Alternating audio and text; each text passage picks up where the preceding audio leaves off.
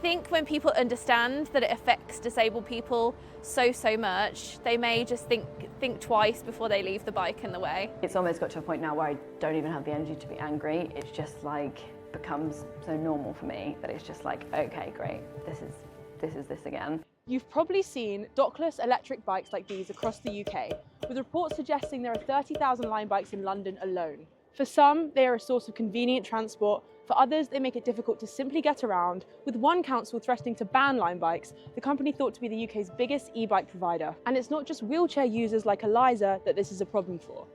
Lucy Edwards is a blind influencer and journalist who has posted about navigating e-bikes with her guide dog, Miss Molly. More and more, I'm seeing so many bikes littered on the road.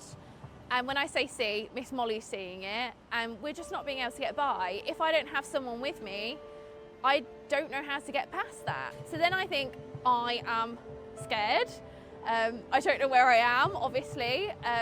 It's not usual that happens, but it's getting more and more frequent. Some people online think that the main issue lies with the parking rules. I think actually, as a concept, they could work really well, but the issue that I'm having is the way that people are parking them. So they will literally park them diagonally across the pavement. There'll be 3 next to each other on the pavement, and that can mean that I'm just not able to get past. I'm pretty much just stuck. I'm not strong enough to move them myself. So what exactly are the rules around parking these bikes? Lime and Voy are 2 of the UK's largest dockless e-bike providers, and they have similar parking restrictions. In some areas, Lime has mandatory parking bays, but in others, users are just asked to be considerate of other pavement users and park their bikes close to the edge of the pavement. Voy similarly has designated parking bays in some cities and not in others. In the areas without designated parking bays, it asks users to leave bikes, ensuring access points remain unobstructed. Around 95% of our users are parking bikes in the correct place, whether that's non-obstructively in areas where there's not dedicated parking locations, or in those dedicated parking locations, making sure they're leaving the bike neatly there. We know that there's still more we can do to manage our fleet and prevent this obstructive parking. Poor parking is never acceptable, and the majority of our riders are responsible while using and parking our vehicles. However, we do take action against the very small minority of riders who break these rules.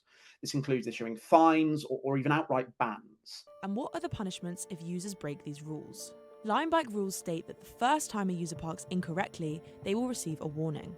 On the second offence, the user will be fined £2, and this increases to £20 on the 5th offence.